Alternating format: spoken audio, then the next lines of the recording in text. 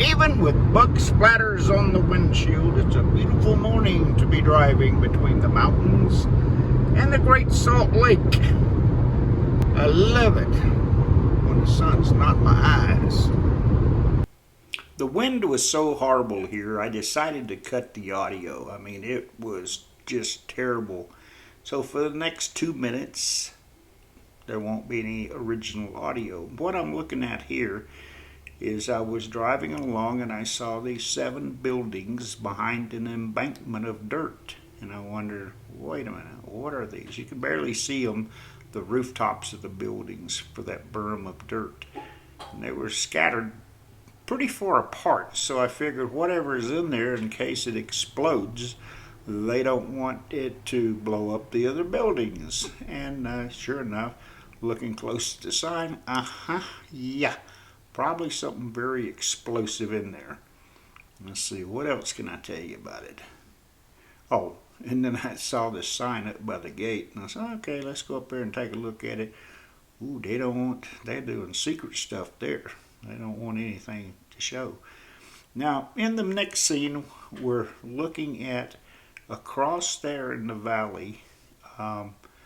There was a trestle built over there, and that was so the train could go through from left to right. There's some pics coming up here in just a minute that will show you where the trestle used to be. It's been long gone. Well, that's it. I'm going to shut up for now and let it just roll through these pics, and sorry about the audio.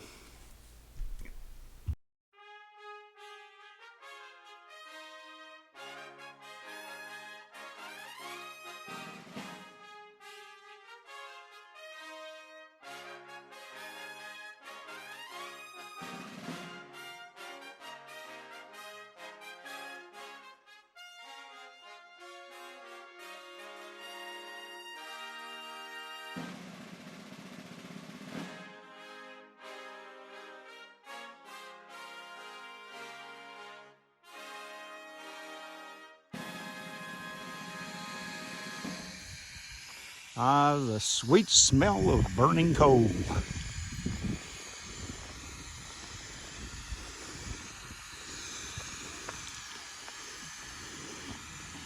I'll be moving 2 hours from now, but I'm too restless to wait for 2 hours. So I'm just going to look at it now and enjoy. They're all polished up and shiny. This is where the railroad from the East Coast to the West Coast, or from the West Coast, the last spike was driven, uniting the states.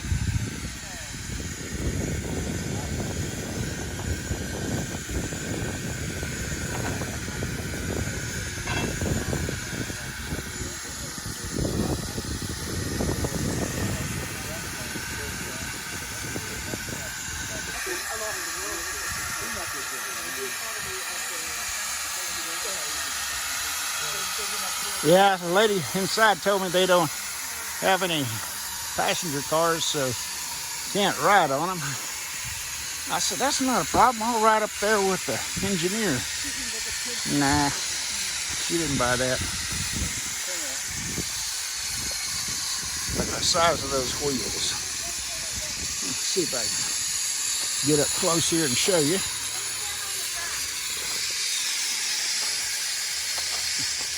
Those are some big wheels.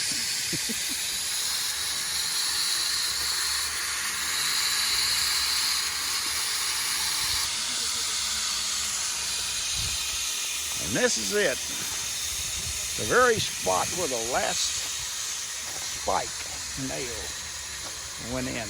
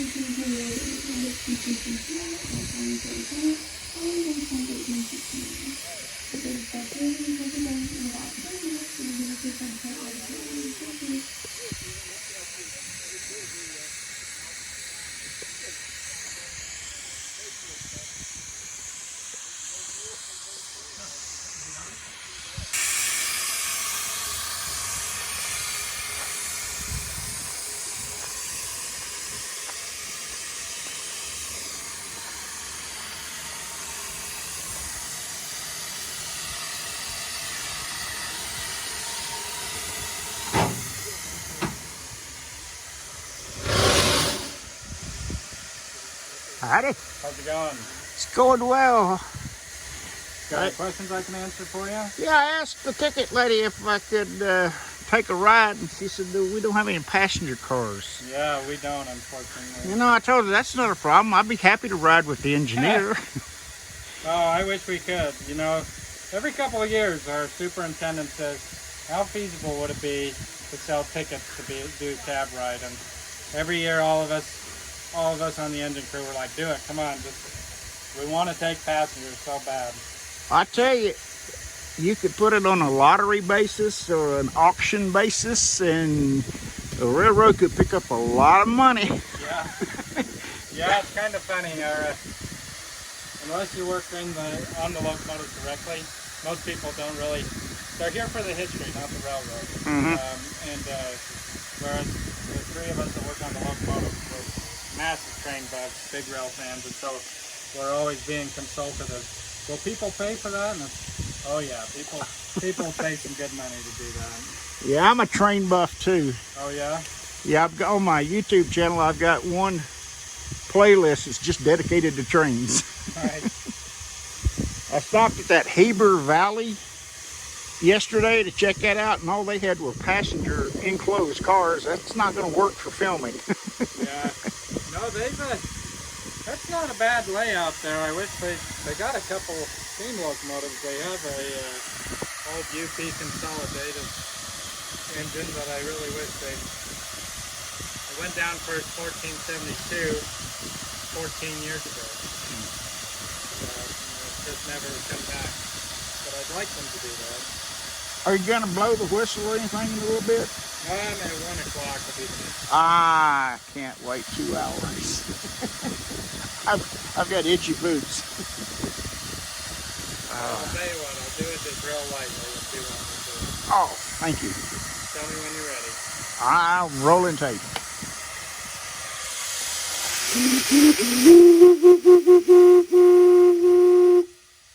Thank you so very much. Oh, he's not going to be outdone.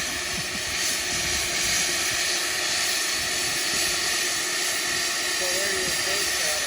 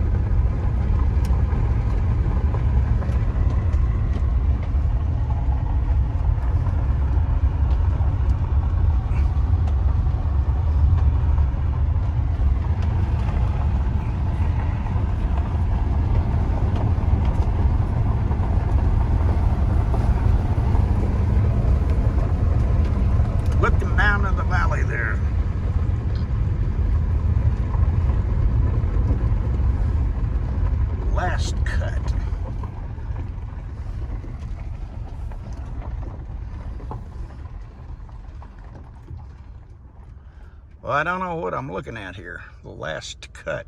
Be the last cut through the mountains to lay the railroad. I don't know.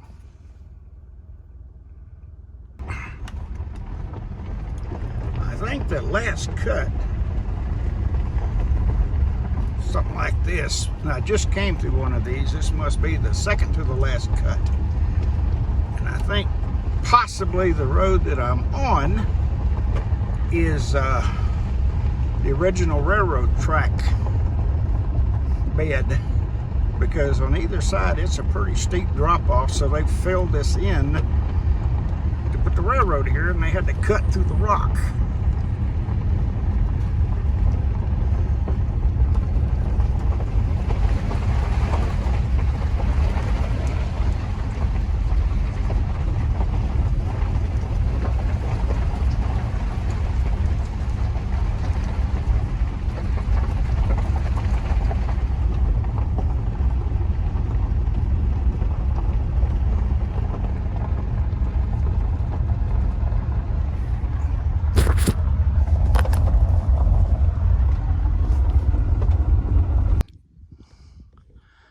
A lot of salt out there. I wonder if that's part of the Great Salt Lake. I'm gonna have to look it up on Google Maps later. There's the highway coming in, and this is what I took this little detour to find: Chinese Arch.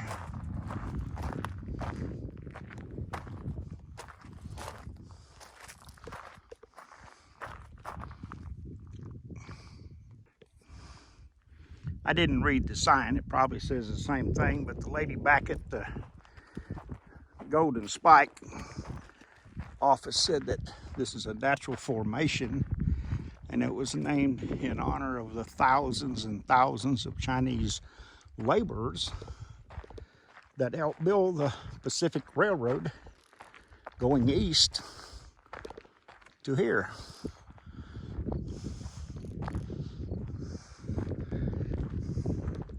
Right now my screen's just black. I can't see anything what I'm filming, but I'm doing my best I can. Oh, that's cool.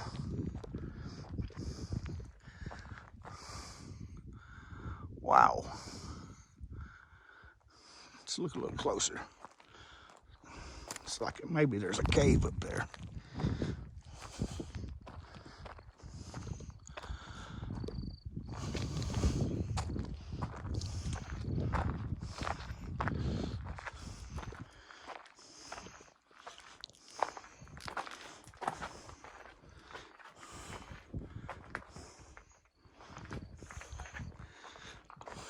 Oh, it's nice and cool up here.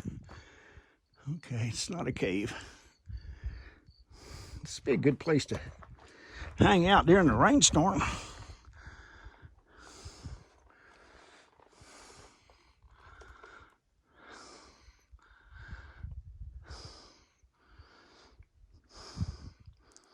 Different layers of sedimentary rock piled up here, all different angles.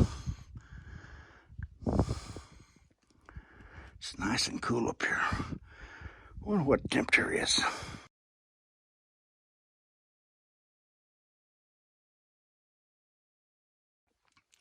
Right there in the distance is the Golden Spike and those old trains. Let's see if I can zoom in. That's the mass. That's the most I can zoom in on my phone, but I'll bet I can take care of that in editing. Inquiring minds all want to know. This is what me and the guy from Georgia were discussing. This massive, massive thing here. And I think I guessed right. It looks like the infrastructure to put in solar panels, but they haven't been installed yet. Yep, I do believe that's what it is. Oh man, there's some kind of bugs out here that's just driving me crazy.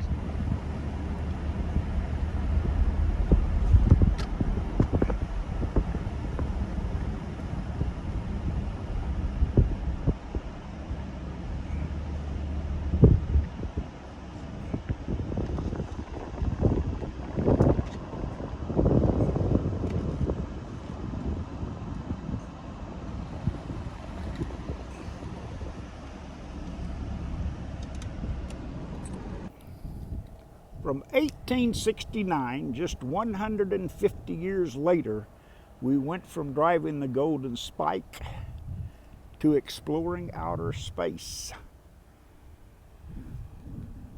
The technology of humanity is ever increasing at a staggering rate. This is Northrop Grumman rocket display. Man, that's a big thing. And that's just nothing compared to what Elon's doing today.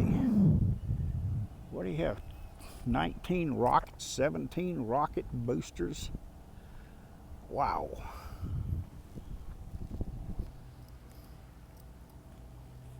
A propellant tester. I wonder if they let me in here. Look down there. Up, can't see in there. I wonder if this is a propellant tester too, but a little bigger. Heavy wall test motor.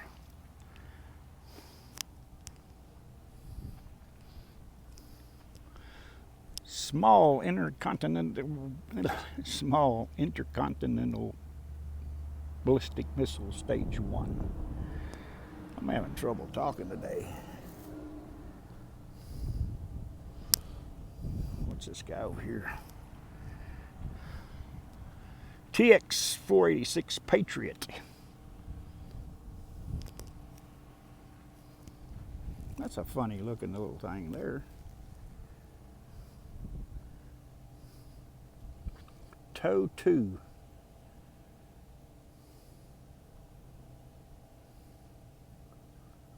Okay.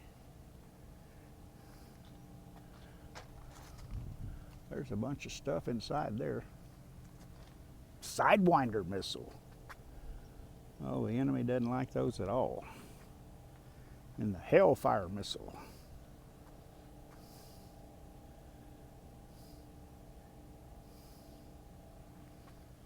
SPARM. I haven't heard of the SPARM. Well, look at that thing. It's a stabilizer.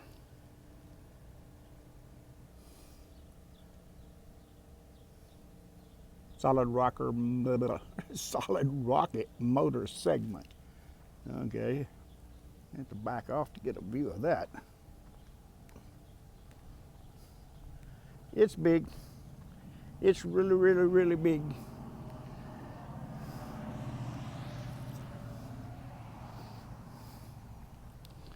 The Castor 4.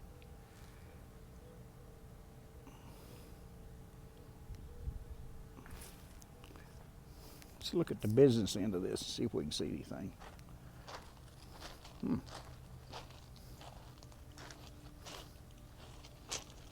Got it plugged up.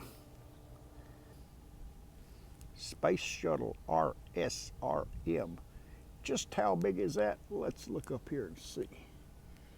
It starts there and it goes way down there. Wow, tested here in Promontory, Utah. Or Promontory site. Promontory's down the road somewhere.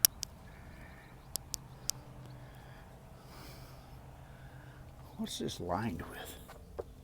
It's like a ceramic. Well, maybe a plastic. I don't know.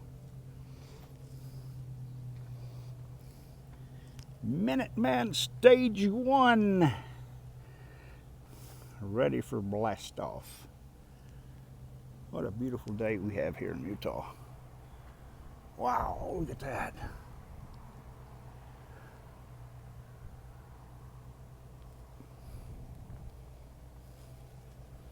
What are we looking at here?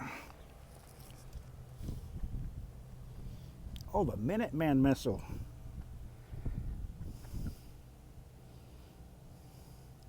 Had a range greater than 6,000 nautical miles. I wonder what that is in land miles. Have to look that up.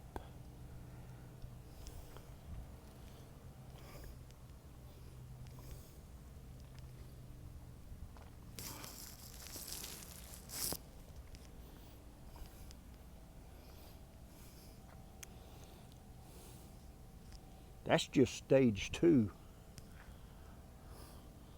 of that big thing there.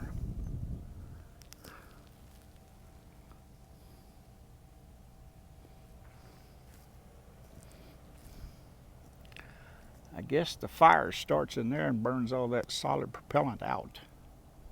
That's my guess. What's your guess? Let's look and see.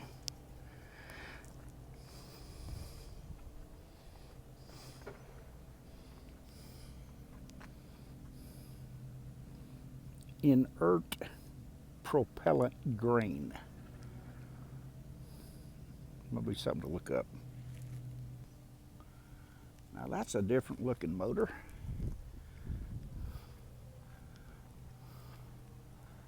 Looks like it's got intakes and outtakes. I've never seen anything. I don't recall ever seeing anything like that.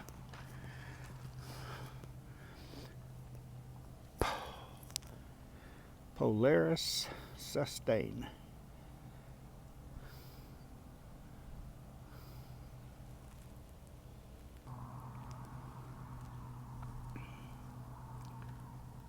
That's an important piece.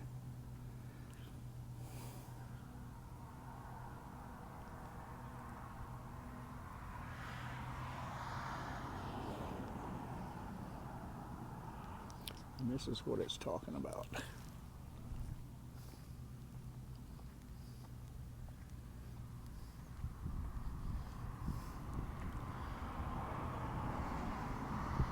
Looks like some dirt daubers built a nest up in there. Tell you what I'd like to do is go inside that building, look at the plan, and see what they got on the drawing board. Some people think maybe they got alien ships. They're reverse engineering. I don't know about all that.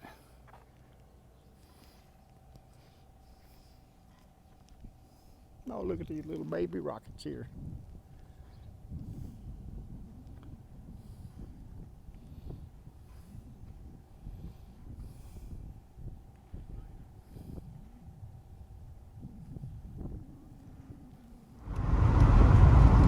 Look who flew in here to join the ride.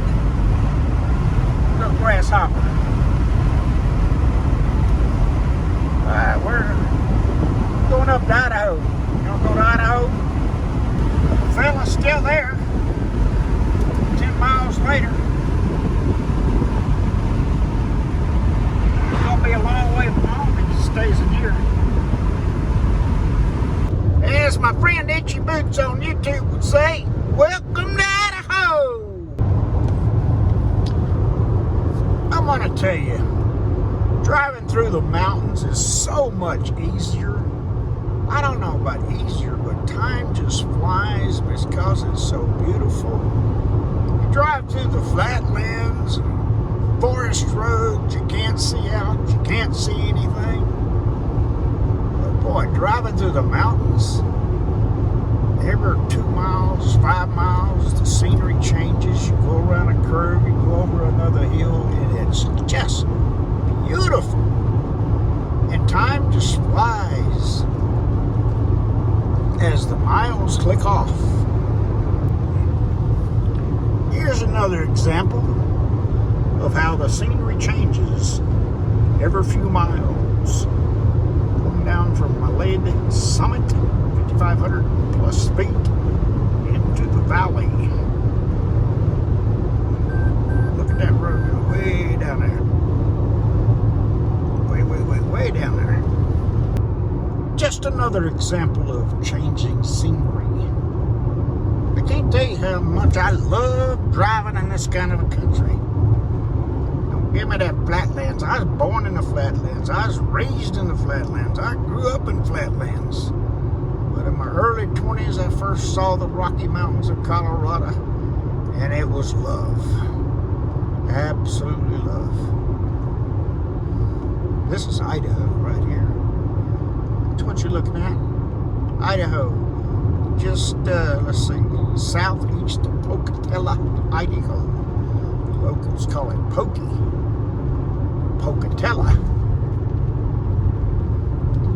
You know, I hadn't seen that grasshopper. He may be in here. I sure hope you enjoyed this video. Thanks for watching.